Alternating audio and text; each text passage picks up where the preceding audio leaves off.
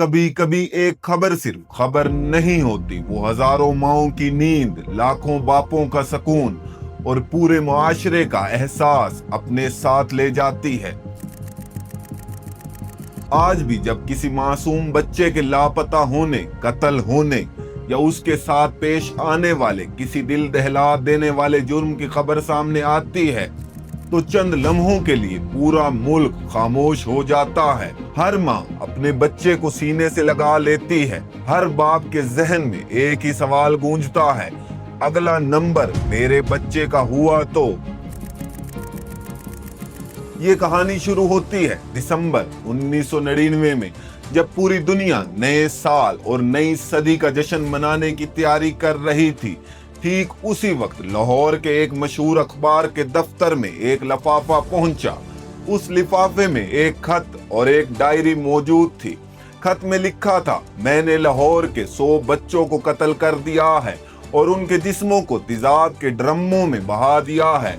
अगर मुझे ढूंढ सकते हो तो ढूंढ लो। क्या ये किसी का मजाक था या फिर लाहौर की तारीख का सबसे खौफनाक सच?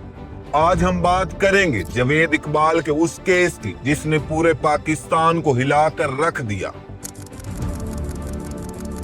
खत मिलते ही पुलिस हरकत में आ गई। बताए गए पते के मुताबिक पुलिस लाहौर के रावी रोड पर वाक़या एक घर पहुंची। घर के अंदर 2 बड़े बड़े लोहे के ड्रम मौजूद थे जिनमें तेजाब और इंसानी बाकियात के शवाहिद मिले।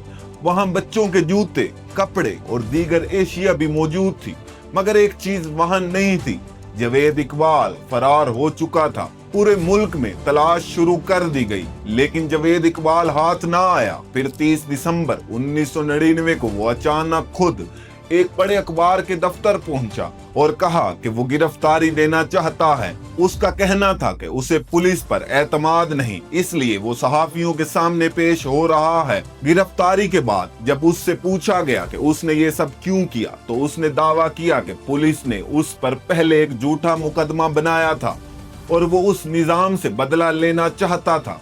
अदालत में जावेद इकबाल ने पहले अपना जुर्म कबूल किया, मगर बाद में अपने बयान से मुकर गया। उसने कहा कि उसने किसी को कत्ल नहीं किया और वो सिर्फ निजाम को झटका देना चाहता था।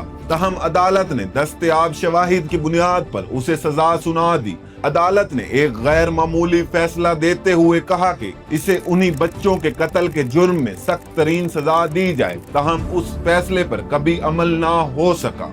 अक्टूबर 2001 में कोट लखपत जेल से खबर आई कि जावेद इकबाल और उसका एक साथी अपने सेल में मुर्दा पाए गए। सरकारी मुवक्किफ के मुताबिक दोनों ने खुदकुशी की थी, जबकि उस वाक़ये के बारे में मुख्तलिफ आराएं और कयास आराइयां भी सामने आई। जावेद इकबाल का केस आज भी पाकिस्तान की तारीख के सबसे होलनाक और मुतनाज़े मुकदमात में शुमार किया जाता है और इससे जुड़े कई सवाल आज भी लोगों के जहनों में मौजूद हैं।